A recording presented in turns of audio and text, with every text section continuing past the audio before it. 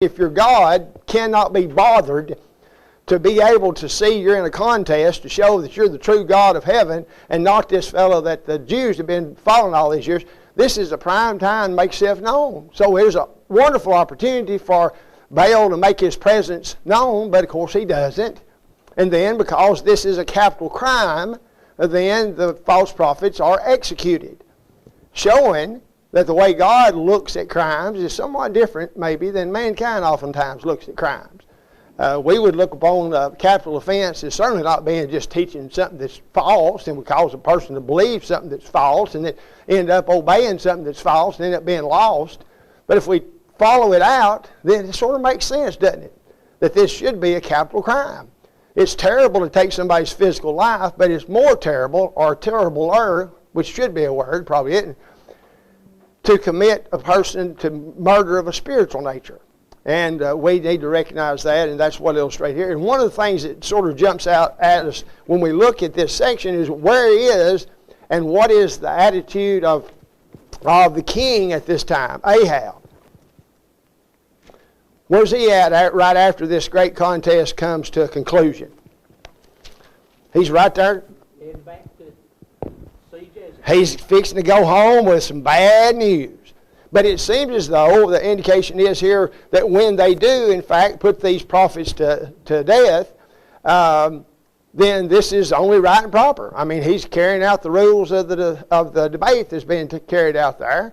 Either somebody's God or somebody's not God. And the one that's shown to be the true God here, then here's God's true spokesman. He's Elijah, not these guys. They're imposters. Now, it might have been hard for Ahab to swallow, especially, you know he's going to get heat from his wife saying, why did you let that happen? Well, he also has to show at least a semblance of justice in how he's dealing with this matter. Because this was a public declaration. Here's an opportunity, Mr. Baal. Here's an opportunity for you to show that you truly are God. And that's what Elijah leaves them with the choice of making. Make up your mind. Don't straddle the fence. Quit limping between two sides. Make a decision. You can't serve both. And really, you can't serve neither. Which one's it going to be? It's either going to be the God of heaven or it's going to be Baal. And of course, we know how that turned out. Interesting, I just read not too long ago that some form of, I think they called it naphtha, some kind of flammable liquid. They say that Elijah was the only one who had access to that, and so it looked like there came down fire out of heaven. But in reality, he probably hit a couple of flint rocks together and caused a spark, and he'd already set it up with, this was not water that he poured on it, but it was this flammable liquid. Of course, I guess they brought it in from Alaska pipeline. I don't know where they got it in. But that's supposed explanation that some will seek to give for things. If you've ever seen any of those so-called educational channels explanations of the 10 plagues on the Egyptians, I mean, it's just laughable as to what they'll do. Any miraculous event, any supernatural demonstration, then they try to explain it from a natural means, which is impossible because that's the whole reason why it's supernatural. Is because there is no explanation from a purely scientific means. That's what the reason it was used for. And so then at the end of the chapter, we end up with what's oftentimes been referred to as Elijah's pity party, because that's what ends up happening. And I want you to notice the power of women. One woman was able to accomplish what hundreds of men could not do, and that's get rid of Elijah. Because he's running for his life. He's scared. And that's one of the reasons why sometimes we'll point to the statement that's made about Elijah, I think, in James chapter 5, is when we see the discussion relative to the power of prayer, then this very event here, the returning of the rain after all these 3.5 years, and the prayer of Elijah on that occasion. And it says concerning Elijah, he was a man of like passions as we are. In other words, he's just a regular old guy. He faces the same difficulties in a general way that people have always faced problems. And we do today too, you know. And so, since that is the case, and he doesn't really have under his robe a Superman outfit, he's just a regular person with same needs as all other people, same difficulties have to face as all other people, then if you see a Bible figure like that get discouraged, then it shouldn't surprise you. Because I've known people that got discouraged. Have you ever known anybody that got discouraged? Have you ever been discouraged? Well, if you haven't, then obviously you're not walking yet. You're still an infant. Because everybody gets discouraged, and there's plenty of things to discourage us. As a matter of fact, if you want to look for discouraging things, then you'll never find an exhaustive list, because each day you're going to be adding more and more to it. And especially in light of what these people are facing here, when they've been exposed as being followers of a false religion, you'd think there would be a dramatic change and a revival just like that. But it don't happen. Don't happen. Bad habits die hard or something like that, you know. You get to the point where you believe something to be so, then even when it's proven to be the opposite, then people have the tendency to not want to accept it, sadly. Practices of long standing sometimes are held on a higher level of authority than what the Bible actually teaches. You know that as well as I do. And the problem is who are we listening to when we come to conclusions as to what we're supposed to be doing? You know, and it does matter. Because there's all kinds of voices out there. There's all types of people talking. But who do you listen to? Well, one thing's for sure, if you're listening to somebody that you know has lied to you, then, and you know that they know they've lied to you, but for some reason they did it anyhow, then I would submit that there's a person that I don't know if I'd ever trust anything they ever say again, no matter what it is. And that's the predicament we find ourselves in the religious world and in the world in general. I'll tell you, there was a number of years ago, and I don't know why I attribute it to welding and breathing welding smoke for 8 years at a job over here on the Tennessee River on Manufacturers Road. But I started getting sinus problems, you know. And so I started taking some medicine for it.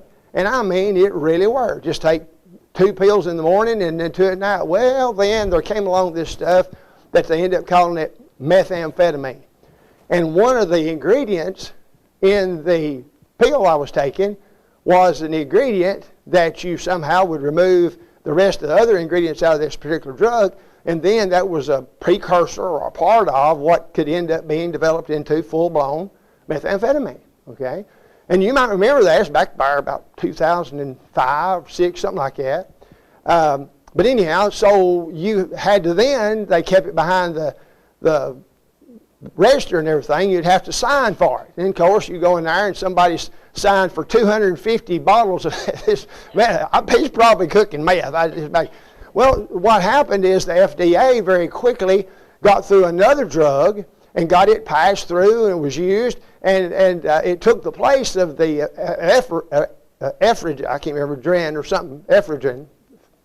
something like that, which was the drug that worked, okay? And they put this other drug in there, and they knew it didn't work.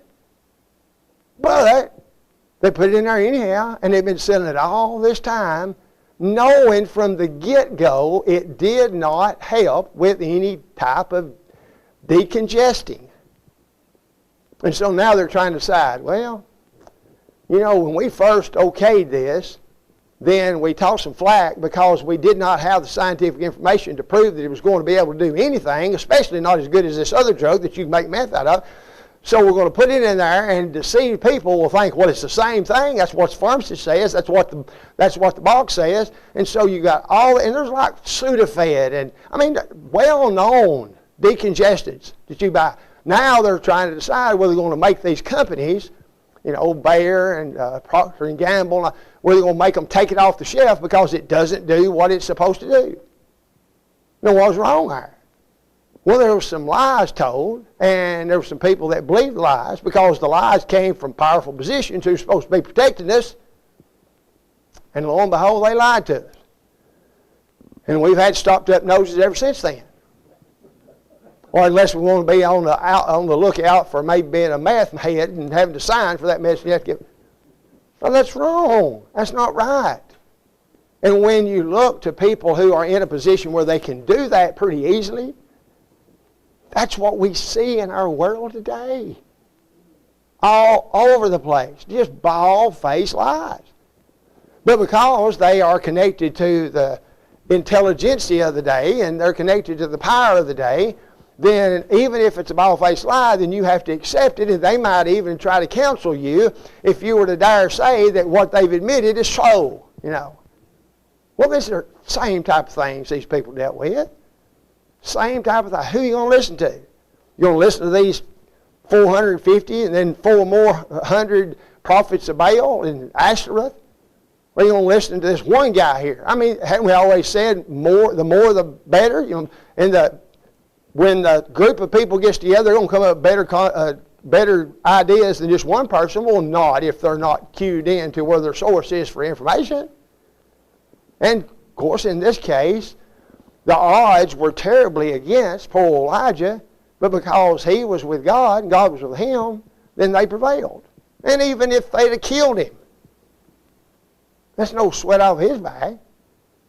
He's better off not having to deal with having to run away from Jezebel, afraid she's going to kill him. Well, I thought you wanted to die anyhow, didn't you? Go ahead and take my life now. Well, he could do that real easy. Just, Jezebel, here I am.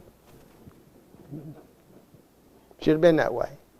So here, poor old Elijah is feeling sorry for himself. And he does. He feels sorry because he's been influenced by the desires of this evil woman to see him dead. And you can see in how he deals with the situation. He doesn't deal with it in the way that we would like for him to deal with it, for sure. I mean, here he is courageously, heroically on Mount Carmel, and now here he is hiding under a juniper tree, saying, woe is me.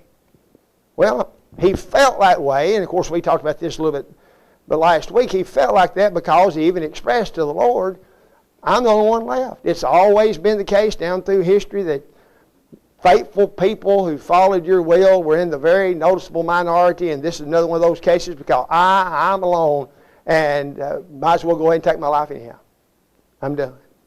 Well, of course, that wasn't the case at all.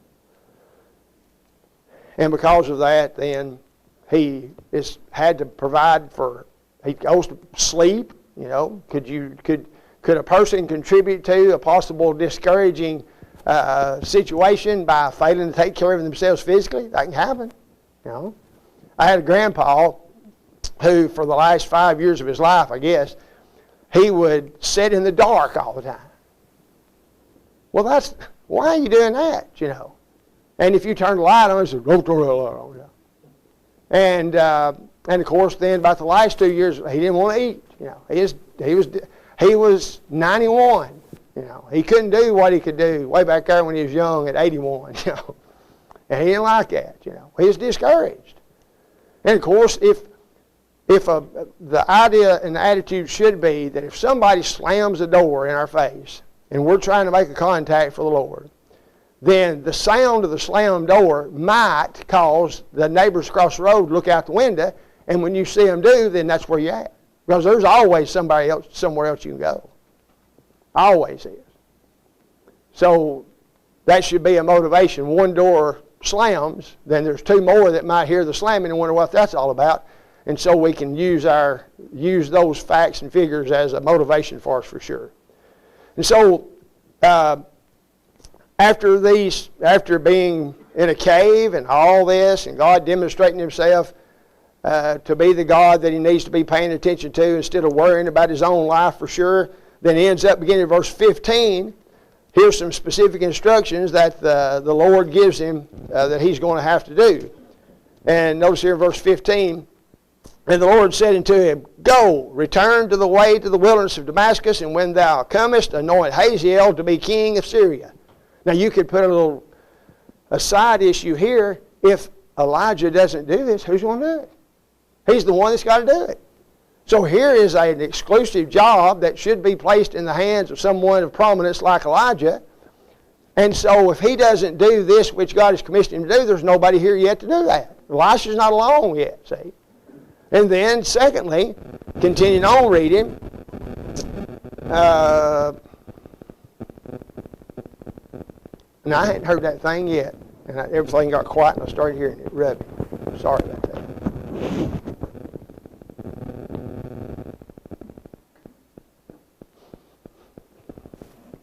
All right, so what else is he supposed to do? He's going to anoint Jehu, and he's going to anoint who else? Elisha, to take his place. So here's two kings, and here's a prophet that he has the responsibility of figuring into their promotion. And so there's plenty for him to do. And while what he wanted to happen, that is, I guess he wanted to come down from Mount Carmel and go home and take a rest, instead of having to run for his life, he just thought a little bit further ahead, then he could have probably predicted this was not going to go over well with the people who are in charge. And so whatever comes your way, you need to sort of be ready for it. And, of course, there's only so much planning you can do, and it's easy to look back on a situation like this and say, well, here's what I'd have done if I'd have been there. Well, that's what they said to Jesus in Matthew chapter 23. He said, if we'd have been there when our fathers was, we would not have killed the prophets. And Jesus said, well, you're the spitting image of your fathers because they killed the prophets and you're fixing to kill the greatest prophet there ever was, me. So their high estimation of themselves did not go along with reality. If I'd have been there in the Garden of Eden, I would have not believed the lie of the devil, thou shalt not surely die. The very idea. I can't believe Eve was so naive. Well, of course, Eve was in the leadership role, wrong place for her to be as her husband. And poor old Adam was in the following role, which opposite place where he's supposed to be too. So they both failed in their position. Eve should have said, wait a minute, this is a question that I need to get my husband in on. Because if it's not clear to her, then maybe he is not going to be so deceived. But they end up both violating the restrictions that God placed on them about what they could eat in the garden. All right, did I look over some of our questions? Probably. Let's see here.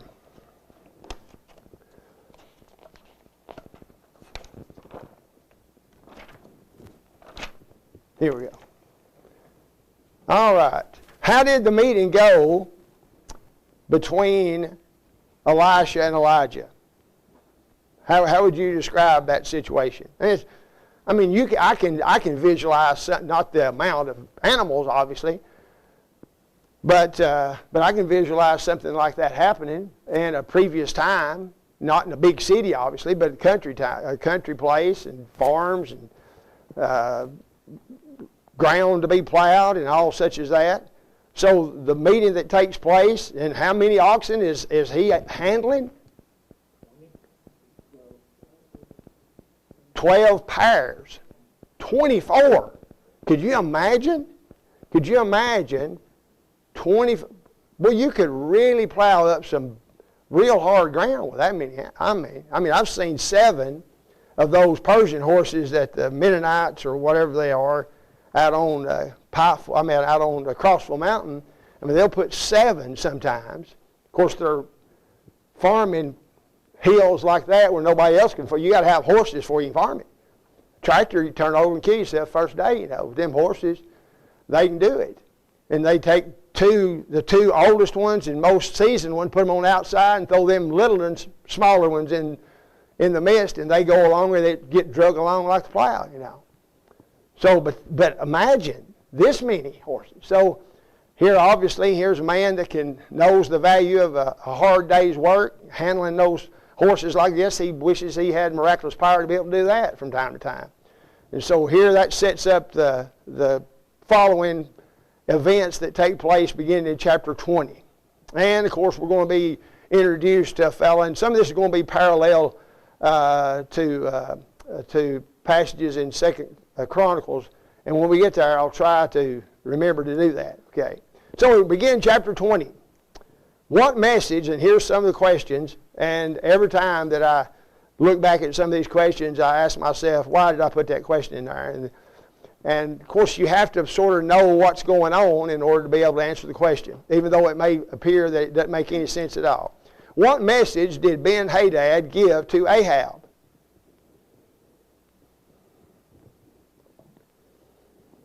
I want all you got, basically, wasn't it? Notice he says, he said to Ahab, in verse 2, he sent messengers to Ahab, king of Israel, in the city, and said unto him, Thus saith Ben-Hadad, The silver and thy gold is mine, thy wives also and thy children, even the goodliest are mine. Now, is that a threat? Well, that's really, he's just telling him what he's going to do. That's done settled. here's what I've got. Everything you've got's mine, and the best you got, the worst anything I want, it's mine. Well, how did then good old Ahab, highly intelligent man that he was, how did he respond to such a statement as that? Verse 4. According to thy saying, I am thine, and all that I have is thine too. In other words, just like you said, yes, sir. Yes, sir. We are yours. We work for you. You are our boss, and just as you have said, so it is. But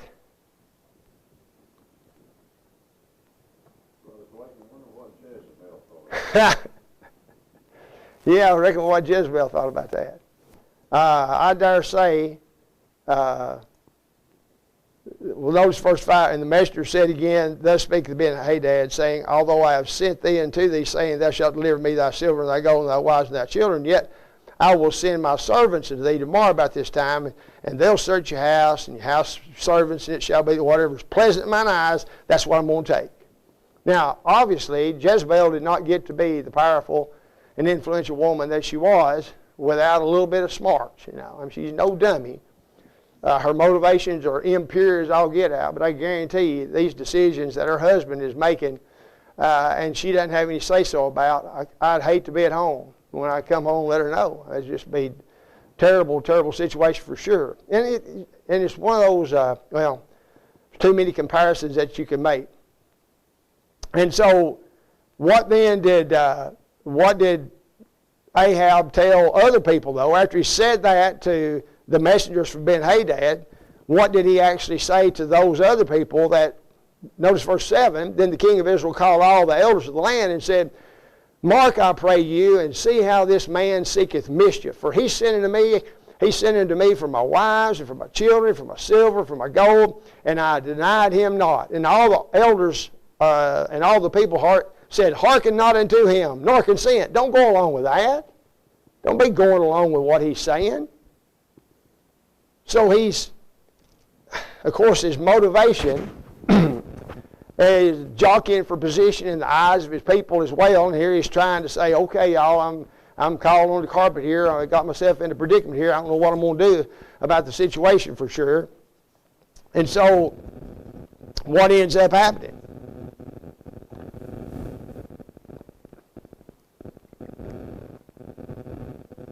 He gets sort of bold in verse 11, doesn't he? King of Israel said to Ben-Hadad's messengers, he says, let him take that girdeth on his harness, boast himself as he putteth it off. In other words, you're blowing awful loud and hard when you're looking at something that's yet in the future as if it's already taken place. That's not a smart thing to do. You're counting your eggs before they hatch. You're not considering the possibility that all these things are not going to be able to benefit you at all. And so, beginning at verse 13 then, notice how it carries out, and behold, there came a prophet to Ahab, king of Israel, saying, thus saith the Lord, hast thou seen all this great multitude? Behold, I will deliver it into thine hand this day, and thou shalt know that I am the Lord. So what is the message that Ahab receives relative to their possible destruction at the hands of the Syrians? Don't worry about it. It's not going to happen. It's not going to happen. Now, is the reason for that because Ahab and Jezebel are such noble and godly people that he doesn't want them to be embarrassed? I don't think that's the motivation, is it? Not the motivation at all. And the attitude that was possessed by, what's this later on down in here, the attitude that was possessed by the Syrians was that God was the God of the what and not the God of the what? He was the God of the hills and not the God of the valleys. So all we got to do is get them to fight down the valley. Then if that don't work out, then we can say it the reverse. See? Well, he's the God of the valleys, not the God of the hills. So how did God then show his displeasure on how Ahab was treated by, or on the way that Ahab had treated Ben-Hadad? And this goes over to begin at verse 35. Notice, and a certain man of the sons of the prophet said unto his neighbor in the word of the Lord, smite me, I pray thee. And the man refused to smite him. Now, why would you walk up to somebody and say, hit me? Well, he's got a plan here. He's an actor. It's a whole bunch of acting, if you think about it, goes on at different times in the Old Testament. People acting like they're from way off when they're really from just down the street, you know. And here, acting like you've been beat up when you ain't been beat up. And so verse 36, verse 37, verse 36, he said, because thou hast not obeyed the voice of the Lord, behold, as soon as thou art departed from me, then a lion shall slay thee, and as soon as you're departed from him, a lion found him and slew him. And he found another man, I said, smite me. And the man smote him. Reckon he was privy to the previous instruction received and the end result of that. You know, the last guy that he told to smite him didn't. He got eat up by a lion. Where do you want me to hit you at? How many times? Just tell me, and we'll do it. So the prophet departed, and he waited for the king by the way, and then notice the next word there. He disguised himself with ashes upon his face. So here's a guy, he looks pitiful, he's beat up and all that. And as the king passed by, he cried unto the king, he said, thy servant went out into the midst of the battle, and behold, a man turned aside and brought a man unto me, and said, keep this man. If by any means he be missing, then shalt thy life be for his life, or else thou shalt pay a talent of silver. And as thy servant was busy here and there, he was gone. And the king of Judah said unto him, so shall the judgment be, thyself hath decided it. And he hastily took his eyes away from his face, and the king of Israel discerned that he was one of the prophets. And he said to him, because thou hast let go out of thine hand a man that I appointed to utter destruction. And who's that? Ben-Hadad. Therefore thy life shall go for his, and thy people for his people. And the king of Israel went to his house, heavy and displeased, and came to Samaria. Which would be a great opportunity here. Here's a reversal in fortune, a difference in the ideas that he possessed. This might have been a good opportunity for him to take a little time, do a little bit of self-reflection, and see if maybe, just maybe, he might be contributing to these problems that he seems to face all the time. But of course, that can't be it. It's got to be something else, like global warming that's doing it or something. I don't know. Can't be his own personal fault. Surely not. But here he is, murmuring and complaining, and he's got his good little old nurse of a wife that's going to take care of his problems here. Of course, which is one of the more famous sections of Scripture, beginning at verse 21. It has to do with a man who, by comparison, would have been poor, who happened to have something that the king wanted. And what was that? He had a vineyard. Now, what distinction and difference, which is the same word, I think, between land ownership in Canaan and any other land ownership? Yeah, you got family. When you say family plots, that's exactly what you got. You know, I'd like to see how they got some of their, how good of surveyors, or if there even were any alive surveyors during that period of time, especially during the time in which the children of Israel were supposed to exterminate all the heathen, and instead they let them live right there next to them and just charge them a tax so they wouldn't have to get their swords any more bloody. They didn't like that. So here they let them live right here next door to us, and we'll just tax them. And therefore, we're not going to have to kill them. You know, they're not bad people. You know, sure, they worship God. It's a fertility and engaged in all, but they're deep down, they're good people. You know, and so the property lines, I wonder how these were figured back during that period of time. Did the land that was given to a particular tribe, were there little cutouts for all these heathens that were living in their midst? I don't know. But anyhow, the land, even if the land was sold, it had to return to the original owners on the day of Jubilee. So God had a way to deal with all those matters. Now, whether they followed specific rules regarding that, you know, I cannot find one time where the year of Jubilee was actually practiced. I don't think it's in there. But we know it was a part of what's supposed to happen. There's a whole lot of things that God intended to happen and gave specific instructions as to how it happened, but then it's still left up to their free moral agency to simply do what God said do. And there's consequences when they didn't. I mean, just think about the Sabbath law relative to farming land. You didn't just keep on farming the same land year after year after year after year after year after year. Didn't have a farmer's co-op to go buy fertilize at, like that.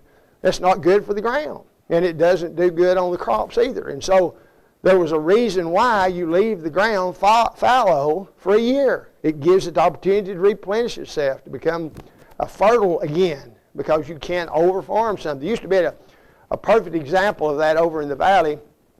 When you leave my house coming over to Dunlap, you have to go across a road that at one time had a one-lane bridge on it. We still call, everybody still call it, well, everybody's as old as me, whose number is shrinking a whole lot lately, but call it the Humpback Bridge, because it was a humpback one-lane bridge.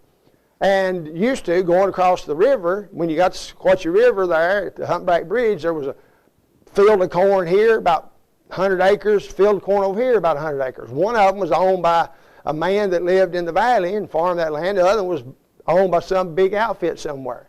But the difference in the corn was healthy green and just green. I mean, it was night and day different. Here, there was two different ways to deal with it. One way was to fill it full of fertilizer, and the other was to use more natural means. And now, of course, everybody does almost turf farming, or growing, don't even break the ground up somehow. You have a machine that goes in there and waters and plants and everything in one fell swoop and never break the ground much of anything at all. But there's a reason for those instructions. It wasn't just so, well, I want them to really have a hard time that 7th year and nearly starve to death. No, it's for your benefit, and it's for the benefit of the ground. Yeah, God is a God who desires for us to be good stewards, even of the ground, obviously. How did I get on that? I don't know. So what threat did Jezebel make? That's not right. I'm on the wrong page. Excuse me. What plan did Jezebel come up with that we began reading about in verse 5? When she saw poor old Ahab just all to pieces, she's going to take care of the problem. Honey, I'll take care of this. I'll take care of this. You don't worry your little head about this anymore. We'll take care of this, and it'll be done for sure. And so, beginning at verse 17, then. Well, verse 16. It came to pass when Ahab heard Naboth's death, that Ahab rose up and took the vineyard of Naboth the Jezreelite to take possession of it. Now, what plan was it that she developed and carried out that allowed then her husband to be able to take possession of the land?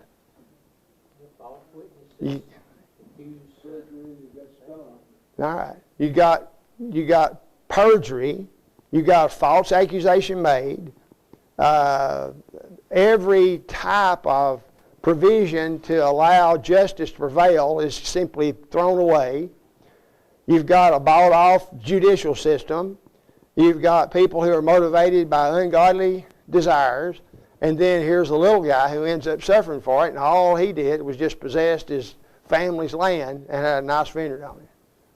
I mean, if looking at it from the true standpoint of the motivation behind people like Ahab and Jezebel, we are reminded every day that there are people that we walk the streets with who are just that ungodly.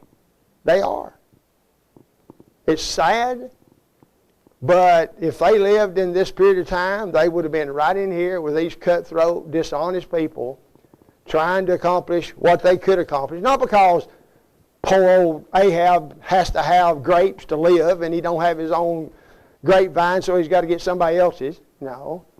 It's just pure greed and motivation for physical benefit at the expense of someone who's actually developed this piece of property in a very good way. Excuse me. And it was successful.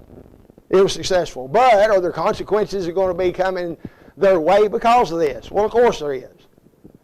So beginning at verse 17, notice, and the word of the Lord came to Elijah the Tishbite, saying. So here, I don't know how much time has elapsed between these two events, but notice, arise, go meet Ahab, say, and of course he tells him he's in Samaria, and he's down there at the vineyard that's just been stolen for him. And he shall speak unto him, saying, Thus saith the Lord, hast thou killed, and also hast taken possession? So here's a question that Elijah's supposed to ask. Are you the one that's been guilty of murder? Somebody has. Is it you?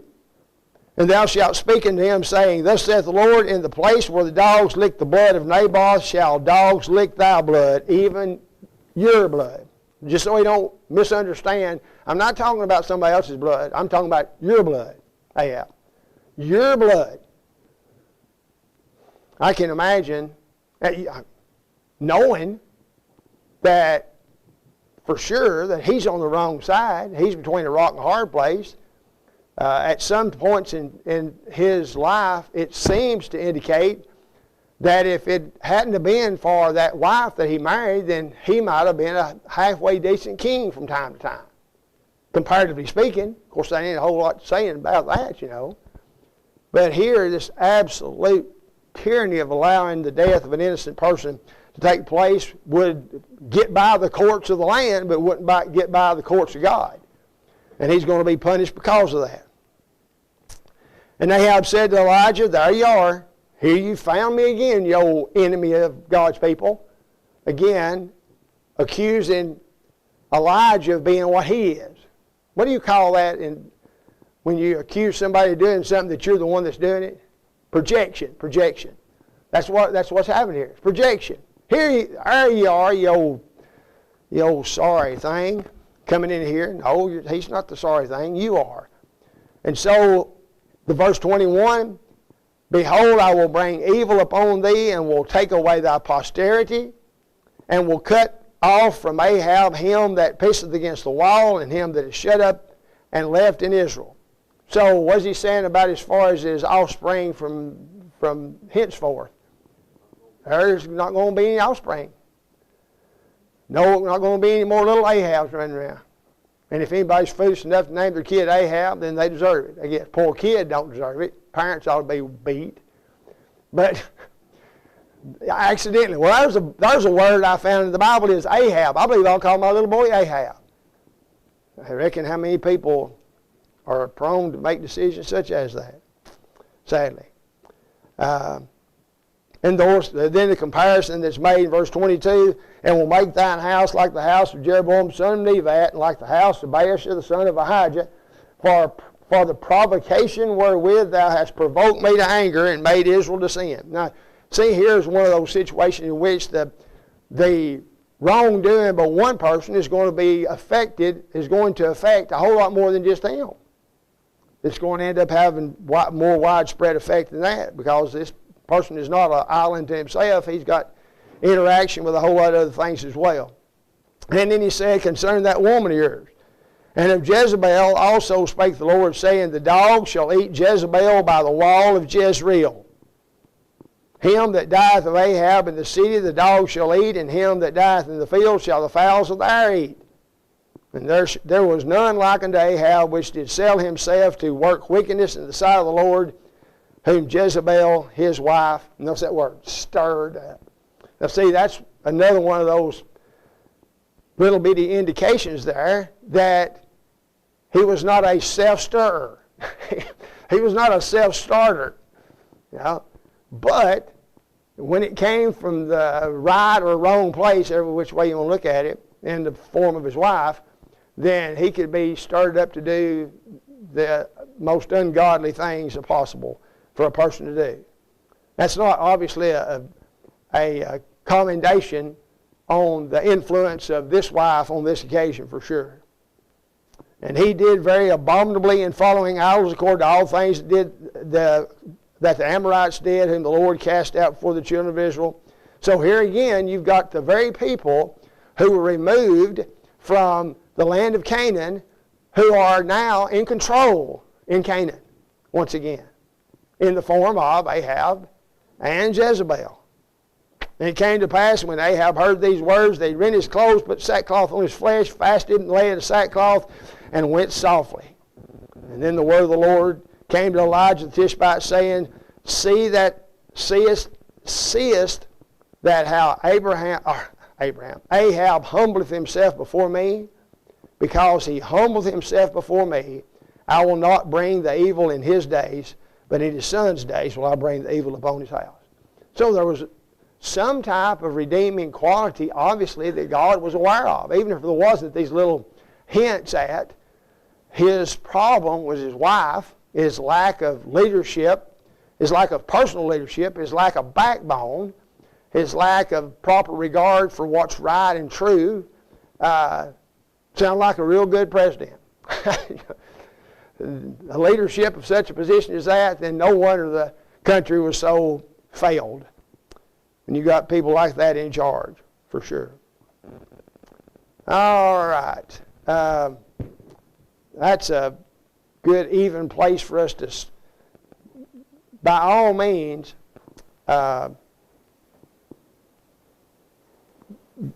when we're looking at the examples here of Jehoshaphat, at the beginning of chapter 22 and maybe a little bit before, then look at the cross references that you see in the material that Jim had, as well as the introductory material that I gave you, to see the parallel accounts of events that took place and situations that occurred in Chronicles that are not noted here. One thing about Elijah that we didn't think about at the beginning, Elijah just sort of burst on the scene. We made the point that the emphasis from now on, after the divided kingdom, is not so much on who's the king, but it's the message of the prophets that is made necessary by the foolishness of the kings, actually. And so when here Elijah comes on the scene, and he's not a literary prophet. I mean, he's not one who wrote anything that we're aware of. But nobody could question his prophetic ability, for sure, nor his position as God's spokesman. So he's just a oral prophet. That's what you call him. Whether he's speaking for God or whether he's writing for God, he's the man for the time, and he did a remarkable job, and we're thankful to have this information to learn from. Anybody got any questions? All right, we will pick up right here, Lord willing, next Monday. Thank y'all so much. And there is some bread up here and some cinnamon rolls back there. Yes, sir.